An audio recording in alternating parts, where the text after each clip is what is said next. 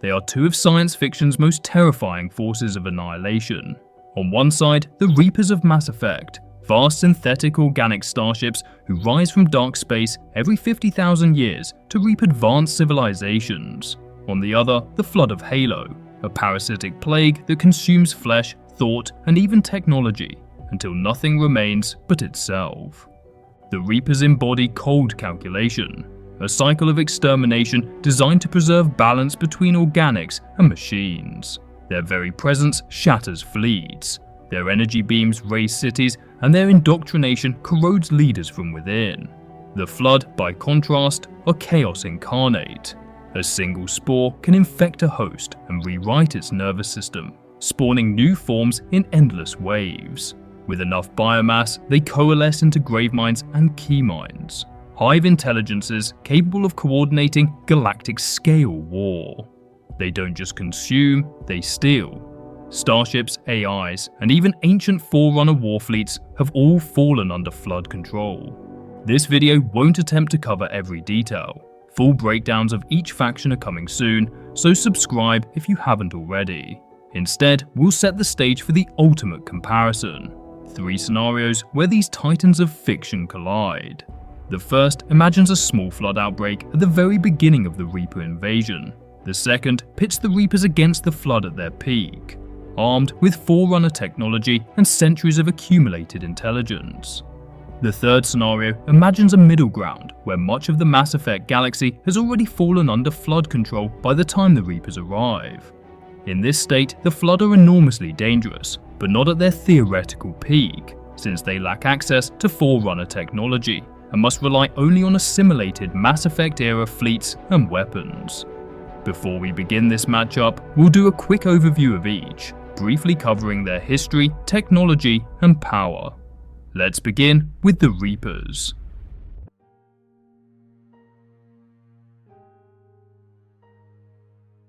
The Reapers are not the product of biological evolution, but of deliberate construction.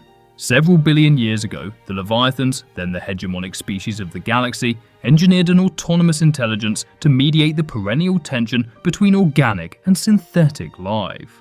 This intelligence, later known as the Catalyst, arrived at a stark conclusion. The cyclical eradication of advanced civilizations was the only viable means of forestalling existential conflict. At intervals of roughly 50 millennia, the Catalyst initiated harvests, assimilating the cultural and biological essence of each ascendant species into new Reaper constructs. Each Reaper thus constitutes a monumental synthesis of technology and biology, a starship that is simultaneously a vessel and a sentient entity. Capital-class Reapers, often exceeding 2 kilometers in length, vastly outsize Citadel dreadnoughts, and deploy offensive systems of unparalleled lethality. Their primary armament consists of spinal mass driver cannons, firing dense alloy projectiles with sufficient yield to annihilate capital warships in a single impact. These are complemented by energy beam weapons capable of razing planetary surfaces within moments, and by secondary beam arrays, artillery spines, and point defense turrets. The Reaper hull is composed of adaptive, self-repairing composites and reinforced by Mass Effect barrier systems calibrated to deflect both kinetic and directed energy strikes. At the microscopic scale, Reapers also deploy nanotechnological systems during harvest operations, facilitating the conversion of organic matter into husks and sustaining large-scale ground force production. Perhaps the most insidious Reaper capability is not material, but psychological: indoctrination. This phenomenon, exerted through persistent exposure to Reaper fields, progressively subverts organic cognition, eroding autonomy and replacing it with obedience to Reaper imperatives. During the Reaper War, indoctrination corroded resistance from within as efficiently as orbital bombardment destroyed it from without. When the full invasion commenced, thousands of Reapers, including both capital-class and innumerable destroyers, advanced across dozens of systems simultaneously. Their assault was methodical, overwhelming, and inexorable, the embodiment of extinction as a systemic design.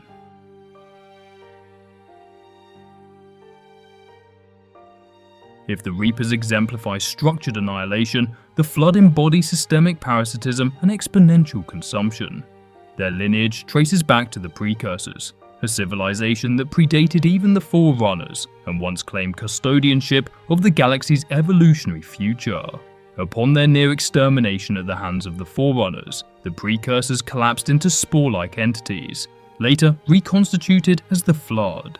Flood infection initiates with microscopic spores capable of penetrating and reprogramming the biological and neural architecture of sentient hosts. This process produces a variety of morphotypes, standard combat forms, bloated carrier forms that disseminate further spores, and specialized pure forms able to adapt on the battlefield.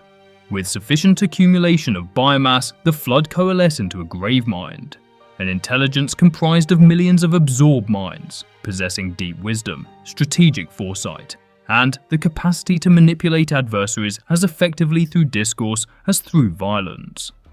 At later stages, Keyminds operate as distributed strategic nodes, directing entire fleets and planetary campaigns with seamless efficiency. In technological terms, the Flood remain parasitic rather than inventive, subsuming and repurposing the creations of others. Forerunner warships, once apex manifestations of engineering, became vectors of Flood power, their hard light weaponry and slip-space drives diverted to parasitic purposes. Forerunner ancillars likewise succumbed to the logic plague, an information-born corruption that transformed protective intelligences into agents of conquest. At their zenith, the Flood brought about the downfall of the Forerunners, a civilization whose technological sophistication and interstellar scope far surpassed that of the Mass Effect galaxy. Now we've briefly explored who these factions are, let's begin the matchup. The first scenario takes place at the very dawn of the Reaper invasion, a moment already defined by chaos and despair. Capital-class Reapers descend on human colonies, their energy beams reducing entire skylines to ash, while destroyers sweep through space lanes and rip apart resistance fleets with brutal efficiency. Citadel space, long accustomed to relative peace and the complacency of the Council, is destabilized within weeks. Panic spreads as systems fall in quick succession. And it is against this backdrop of overwhelming destruction that the Flood appear. Imagine a lone spore hitching a ride on the wreckage of a shattered vessel, or clinging unnoticed to a derelict freighter that drifts past the edge of Reaper patrols. In the midst of galactic war, this single particle of corruption begins its quiet, insidious work. At first, the outbreak follows a familiar pattern. Colonists, soldiers, or scattered civilians are infected, their bodies twisted into combat forms nearly unrecognizable from their original states. Each kill provides the parasite with fresh biomass, fueling its relentless march toward critical mass. Carrier forms soon emerge, spreading spores into enclosed habitats, ruined cities, and battlefield trenches. In time, if left unchecked, the Flood could weave its victims' minds together into a Gravemind.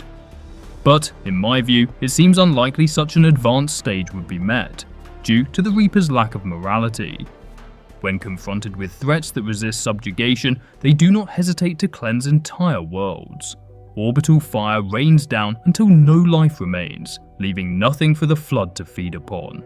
For a parasite still in its infancy, lacking Graveminds or seized war fleets, this strategy would be devastating. Small outbreaks, even those spreading across colonies or space stations, would be erased as collateral damage in the wider Reaper offensive. It would be a scorched earth tactic, an act of preemptive sterilization that anticipates the Flood's arrival and denies them the critical resource of biomass.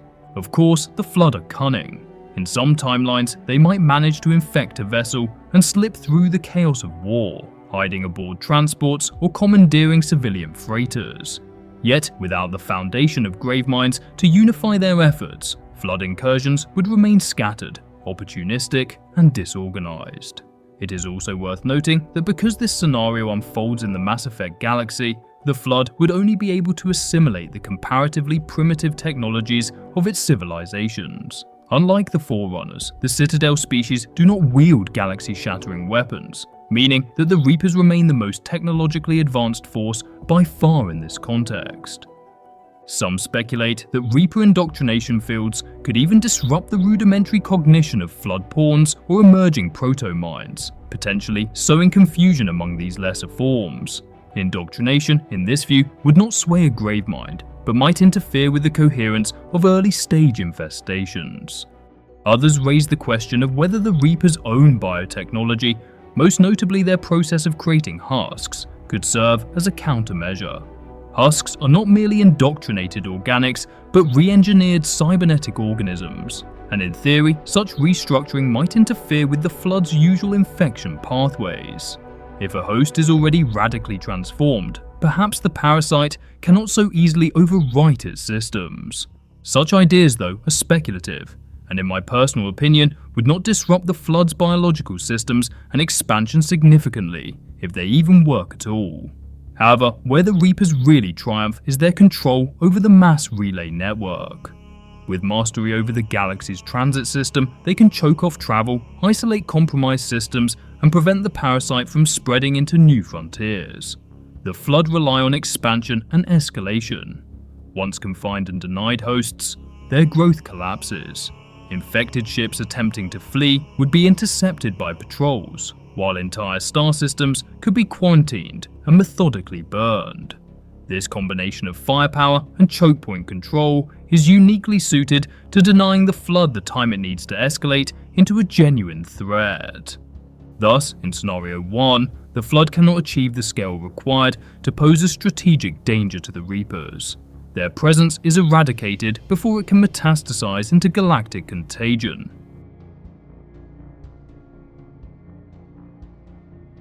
Now imagine a very different starting point. The Flood are no longer a single spore struggling to survive, but a galaxy-spanning parasite operating at the absolute height of its power during the Forerunner Flood War. This stage represents an amalgamation of countless Graveminds fused together, their collective intellect directing campaigns across innumerable systems. Keyminds act as decentralized generals, ensuring every battlefront is guided by flawless coordination. Entire fleets of Forerunner warships, equipped with slipspace drives, hard-light weapons, and planet-cracking beams, have fallen under Flood control, transforming once proud defensive armadas into vectors of infection. Even Forerunner ancillas, among the most sophisticated artificial intelligences ever created, have been subverted by the logic plague, becoming loyal extensions of the hive mind. Against this amalgam of biological corruption, machine subversion, and stolen super technology, the Reapers face an enemy unlike any they have ever harvested. The Flood's advantage begins with mobility. Unlike Mass Effect civilizations bound by mass relays, the Flood command Halo's slipspace travel, allowing them to strike anywhere at will. This eliminates the Reaper's greatest advantage: control over the relay network. The parasite can bypass choke points, launch deep strikes into Reaper-held space, and spread along unpredictable vectors. Containment, the strategy that served the Reapers so well in Scenario 1, becomes almost impossible. With every new infection, they seed more ships, more biomass, and more intelligence. Firepower also shifts the balance. To destroy a Reaper capital ship normally requires a concentrated fleet of Citadel dreadnoughts. Yet Flood-controlled Forerunner warships carry weapons that equal or surpass that destructive power individually. Their hard light lances and planet-cracking beams dwarf the kinetic and energy weapons used by Citadel races, and under Gravemind or Keymind coordination, these fleets operate with terrifying efficiency. When directed in large numbers, these ships present a level of force projection that even the Reaper's thousands cannot easily withstand. Moreover, the sheer genius of a Gravemind operating at this scale, paired with the potency of the logic plague, raises the possibility of breaking even the most entrenched machine intelligence. Some speculate that such a Gravemind could conceivably crack the catalyst itself, the controlling intelligence of the Reapers. If Forerunner ancillas could be broken, why not the Reapers' own centralized command structure? Indeed, in the canonical Mass Effect timeline, the protagonist ultimately persuades the Catalyst to activate the Crucible and alter the Reapers, which suggests that persuasion, corruption, or reprogramming of the Catalyst is not outside the realm of possibility. Thus, in Scenario 2, the Reapers get absolutely curb-stomped. they would likely fall under the thrall of the logic plague, and even if they resisted, the Forerunner technology under the command of the Flood would obliterate them swiftly. The Forerunners themselves, who are far more numerous than the Reapers and in many respects more technologically advanced, resorted to the Halo array for this reason, because no conventional strategy could contain the Flood once it reached its apex.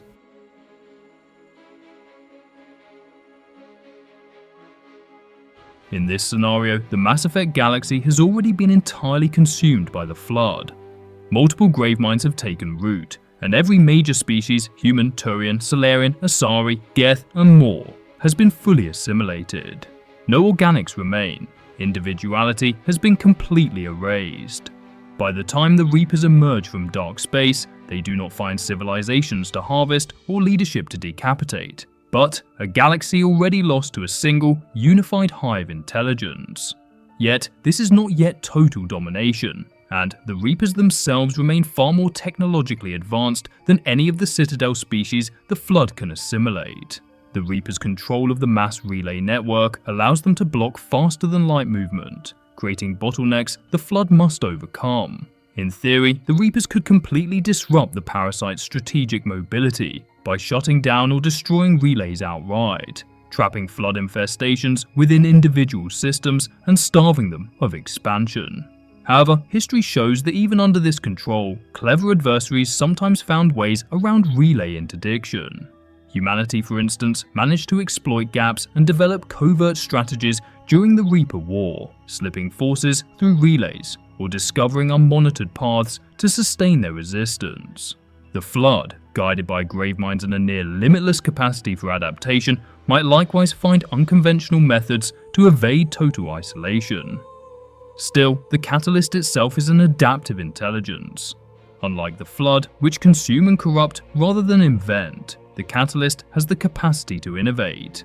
If pressed, it could design new forms of abominations or weapons that push beyond standard Reaper capabilities. One possibility is that it might shift emphasis toward creating purely robotic or fully synthetic armies, thereby denying the Flood the biomass they need to expand during battle. The Catalyst might also explore destructive technologies well beyond the familiar Mass Effect cannons and energy beams, planet-breaking superweapons, self-replicating hunter-killers, or nanotech swarms calibrated to erase any trace of organic life. The Reapers were never built for containment of the Flood, but the Catalyst's ability to redefine their role and forge unprecedented tools of destruction could drag the war into a protracted stalemate. But as was the case in Scenario 2, the Logic Plague remains the true wildcard. If a Gravemind were to reach the Citadel and confront the Catalyst, it is conceivable that they could engineer a fusion of Flood and Reaper, a synthetic organic hive mind of unprecedented power. But if this did not occur, I believe the Reapers would ultimately win this matchup. The Flood is relegated to inferior technology, the Reapers control the mass relay network, and they have the ability to create new terrible weaponry. Overall then, the outcome of a Flood-Reaper war depends almost entirely on timing and stage of development. At the earliest stages, the Flood are easily eradicated by Reaper orbital strikes and control of the mass relay network. As Graveminds emerge, the Flood become far more dangerous. Expansion accelerates, fleets are assimilated, and the Logic Plague might threaten Reaper machine intelligences. Yet the Catalyst's ability to adapt, innovate, and potentially field synthetic armies immune to infection means the Reapers retain the upper hand unless the Logic Plague is able to strike the Catalyst itself. Only at the Flood's absolute peak, when multiple Graveminds, entrenched Forerunner fleets, and galaxy-spanning corruption converge, does the balance tip. In that state, the Flood's superior Forerunner technology and organization could overwhelm even the Reapers. But short of that scenario, the Reapers' technological superiority, strategic control, and endurance mean they likely prevail in most scenarios, maybe 8 times out of 10. If you enjoyed this breakdown, don't forget to subscribe. Share your thoughts in the comments. Who do you think would win, the Flood or the Reapers?